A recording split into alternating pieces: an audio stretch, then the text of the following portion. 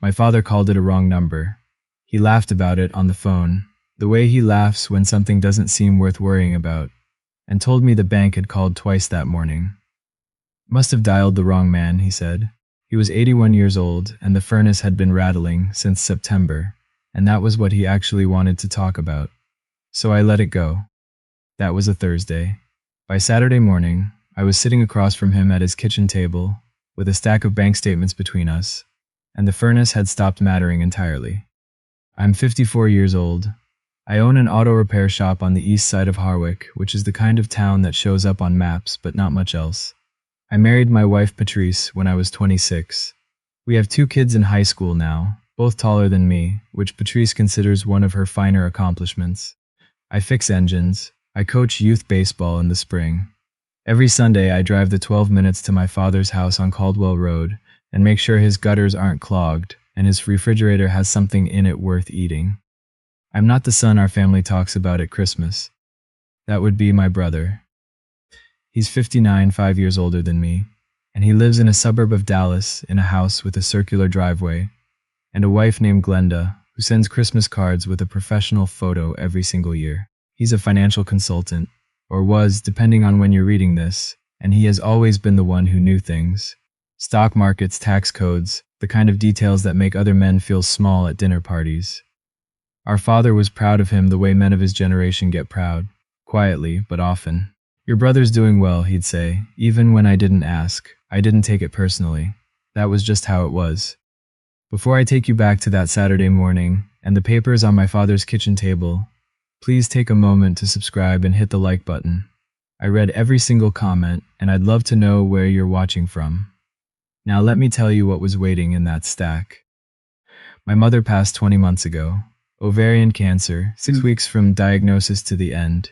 She was 78 and stubborn as a fence post, and she made my father laugh every single day for 54 years, which is a record I don't think anyone in this family will ever break. When she died, the house on Caldwell Road went quiet in a way that a house doesn't go quiet from ordinary silence. It went quiet the way a place goes quiet when the thing that animated it is gone. 3 weeks after the funeral, my brother flew in from Dallas. He stayed 4 days. He took my father to the bank, helped him sort through accounts, got him set up with online access. "I'll keep an eye on the finances for you, Pop," he said. "You don't need to worry about all that right now." My father was still raw with grief. He nodded and said he appreciated it. My brother flew home. Before he left, he added his name to the account. Joint ownership, full access, no limitations. I didn't know that part at the time. My mother's life insurance had paid out. A small rental property they'd owned since 1989 had sold 2 months after the funeral. Together, after taxes and the outstanding mortgage on the rental, there should have been just over $160,000 in that account. The money my father needed for his heart medication, for the in-home aide who came Tuesdays and Thursdays, for the property taxes on Caldwell Road, for whatever years he had left to live the way he wanted to live them. The morning I spread those statements across his kitchen table, the account held $412. My father looked at those numbers for a long time. I watched something move across his face that I didn't have a name for. Not quite shock, because shock is fast, and this was slow, like a man watching a wall he thought was permanent starting to lean. "That can't be right," he said. "I know, Pop." He said it 3 times. I let him. Then I pointed to the column on the right side of the page, the outgoing transfers. 22 of them over 7 months. The smallest was $4,000. The largest was $18,000. Each one authorized by the joint account holder. Each one sent to the same external account. Each one carried my brother's name. I drove home that night and sat in my truck in the driveway for a long time before going inside. Patrice came out eventually and stood by the passenger door in her slippers, and I told her through the window. She didn't speak for a moment. Then she said, "Does your father understand what it means?"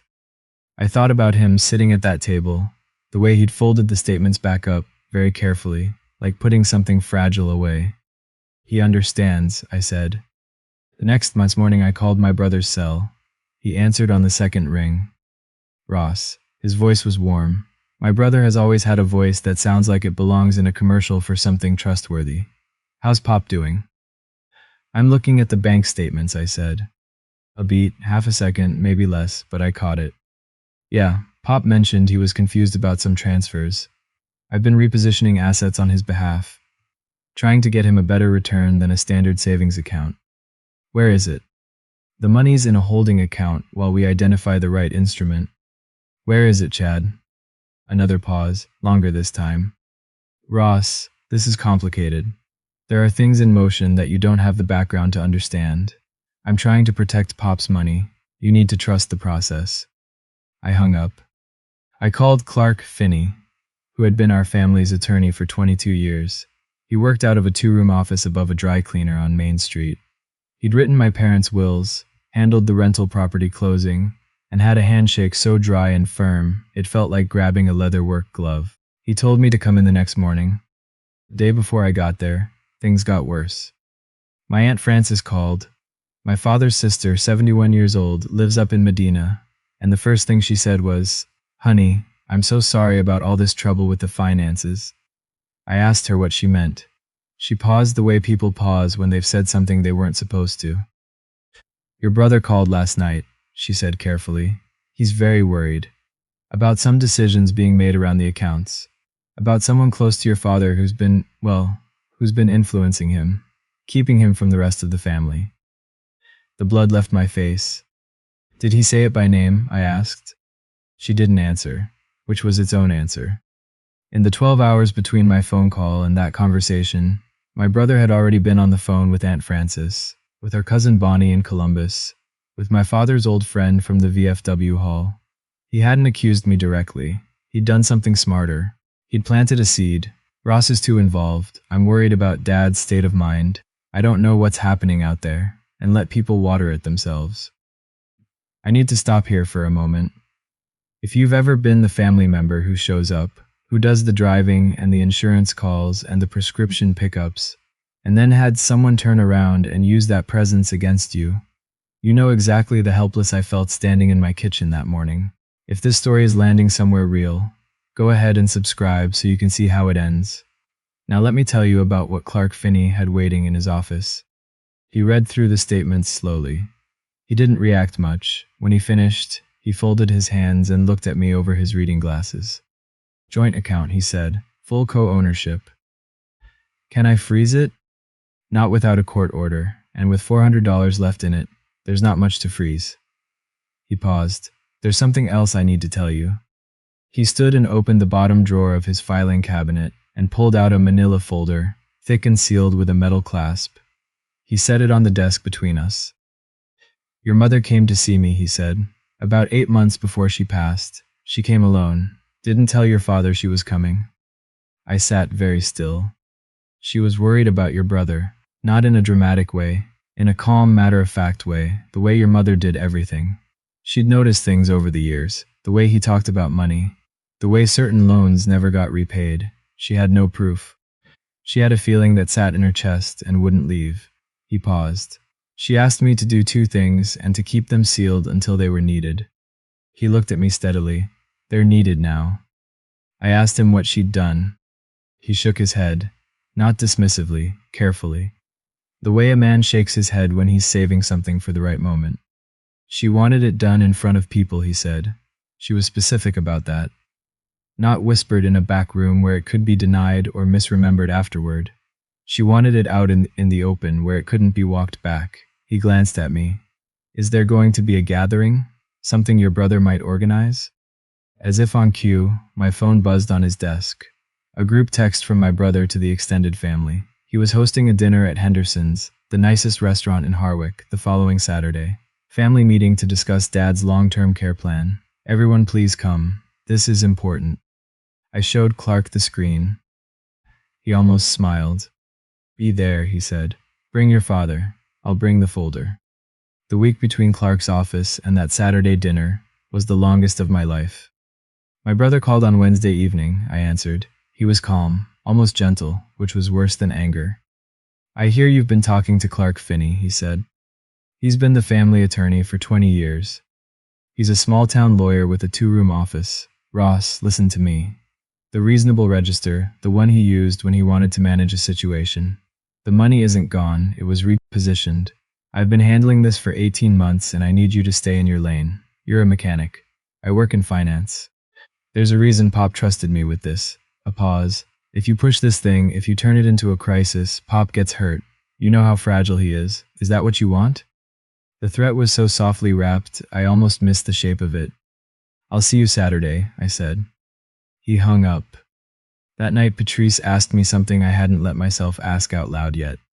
Did you know he was struggling? Money trouble. I thought about the circular driveway, the annual Christmas photo, the Tesla. No, I said, then maybe I didn't look. Friday night, I sat with my father in his kitchen and told him everything. The full truth, the statements, what Clark had said, what my brother had implied on the phone. My father stirred his coffee and looked at the table for a long time. Then he said quietly, "She never told me, your mother, not a single word." "She didn't want to put it on you," I said. He was quiet. Then, the way people speak when they've made a decision and there's nothing left to say about it. "All right, we'll go Saturday." Henderson's had reserved the private back room at my brother's request. White tablecloths, real candles. When my father and I arrived, Clark was in the parking lot with the manila folder under his arm. We walked in together. 26 people filled that room. Aunt Frances, Cousin Bonnie, my father's old friends from church. Glenda moving through the crowd in a blazer, shaking hands. My brother near the head of the table, working the room. He saw us come in and held his expression perfectly, which I noticed, and which cost him something. He let the meal go through the salad course before he stood. He was very good. I'll give him that. He opened with a tribute to our mother, a loving description of how much our father meant to everyone. A few careful sentences about how difficult the past 20 months had been. People nodded. Someone near the far end of the table had tears. He was laying a foundation, brick by brick. Then his voice shifted, became grave.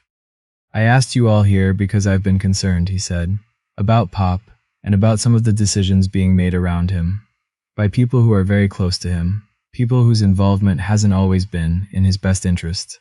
A pause, just long enough. "I think this family deserves to know that there are serious questions about how Pop's finances have been managed, and about who's been influencing those decisions."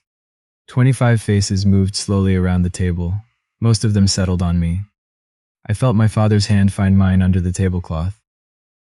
I stood up. I don't stand fast. My knees have taken 12 years of concrete floors and engine bays. But I stood, and the room went still. "He's right," I said. "There are serious questions about my father's finances, and I want everyone in this room to see exactly who's responsible for what happened to them." I nodded toward Clark at the back. He stood, opened the manila folder, and walked to the center of the room. He set a stack of papers on the white tablecloth, face up.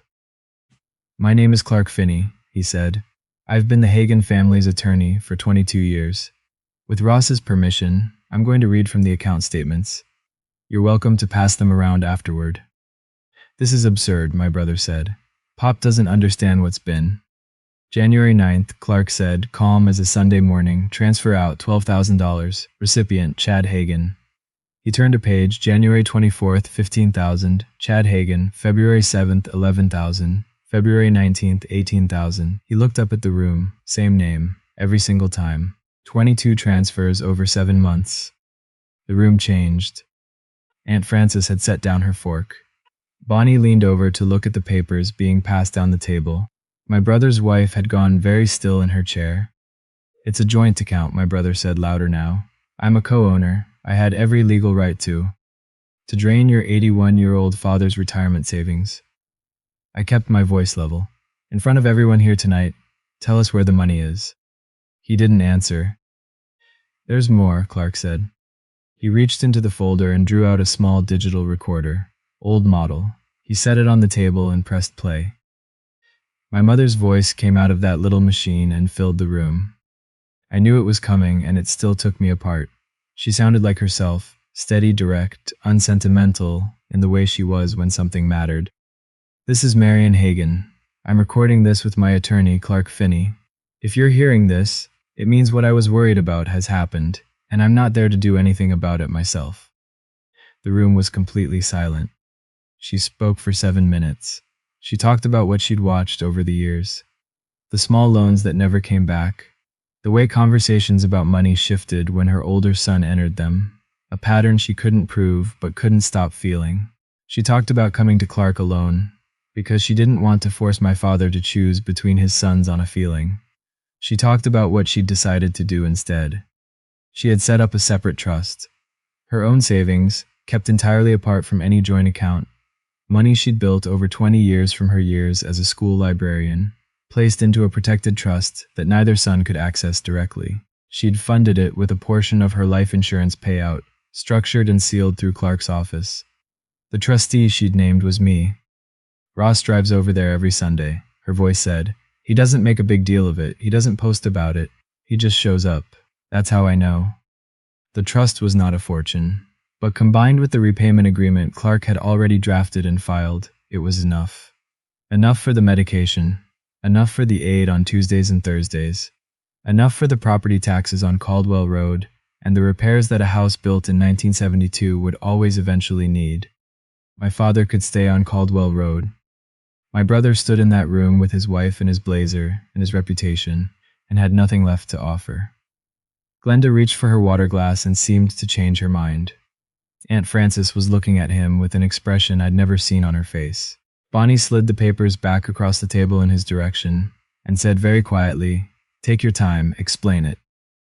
He couldn't. He walked out. Glenda followed, a few steps behind, not looking at anyone. The room stayed. People who'd avoided my eyes all evening looked up slowly. The way people look when they realize they've been watching the wrong thing. Bonnie asked to see the trust document. Aunt Frances came around the table and put both hands on my father's shoulders without saying a word, and my father patted her hand and stared at the candle flame. Clark filed the necessary paperwork the following week. A county judge signed an order requiring a full accounting of the transferred funds and establishing a structured repayment schedule. My brother's financial situation turned out to be much worse than his social media presence suggested. The house was mortgaged past its appraised value. There were business loans going back 3 years, a failed commercial real estate partnership that had collapsed in 2022. He'd been holding a position that was already underwater and hoping to make it back before anyone looked closely. He signed the repayment agreement to avoid a civil suit, which Clark had made very clear was coming otherwise. Some of the money was simply gone, swallowed by bad debt and bad timing. But between what remained and what my mother had protected, the numbers came out where they needed to. My father is still on Caldwell Road. The aid comes Tuesdays and Thursdays. The furnace got fixed in November. His prescriptions are covered. He's doing all right. My brother moved away about 4 months after that dinner. A couple states over. He sends my father a card at Christmas. Short notes, careful handwriting. My father reads them and puts them in the kitchen drawer, and doesn't say much. I think he's still deciding what he feels, and that's his right. He's earned it. Glenda filed for divorce the following spring. I heard that from Aunt Frances. I don't know what my brother's life looks like now. I think about it sometimes. The way you think about weather that has already passed. The hardest part wasn't him. It was everyone else. Aunt Frances, Bonnie, my father's friends who'd heard Ross is too involved and nodded along because it fit something they'd already assumed about me. The ordinary son, the one who stayed and fixed things and never left, the one you don't think to be suspicious of because he was never impressive enough to be enviable. Most of them came back around. Frances called 3 days after the dinner and talked for an hour, cried some, said she should have asked before she assumed. I told her we were fine and I meant it. Bonnie brought a lasagna to my father's house, which is the Midwestern version of an apology for most things, and it was a very good lasagna, so that settled it. A few people drifted off, couldn't quite face what they'd been willing to believe. I stopped losing sleep over that some time back. What I carry from all of this is something my mother said near the end of that recording. Not about money, not about legal documents. She said it quietly, almost as an aside, like she wasn't sure she was going to say it at all. The one who shows up is the one who loves you. It doesn't matter how it looks from the outside. This past Sunday, my father had the coffee ready when I got there. He doesn't usually do that. I'm the one who makes the coffee. But the pot was on, and 2 mugs were out, and he looked up from his chair when I came in and said, "There he is." Just that. There he is. I sat down across from him in that kitchen, the same kitchen where I spread those statements 9 months ago, and I wrapped my hands around the mug, and I thought about my mother in Clark Finney's office on a September afternoon recording a message for a day she knew she wouldn't see, doing what she had always done, watching out for the people she loved, quietly, without making a fuss, without asking for credit. The coffee was strong, the house was warm. If you have a parent getting older, and you've been the one showing up, driving the appointments, handling the insurance calls, doing the work that no one photographs, I want to say something directly to you. Don't wait for a crisis to have the conversation about finances. Don't let anyone tell you that your presence is interference, and don't let someone else's definition of success make you doubt your own worth. The child with the credentials isn't always the trustworthy one, and the one who stayed isn't always the one who failed to leave. Sometimes showing up, week after week, year after year, with no applause and no announcement, sometimes that is the whole point. If this story reached something in you, hit the like button and subscribe. Tell me where you're watching from, and tell me about the person in your life who shows up without being asked. They deserve to be seen. I'll see you in the next one.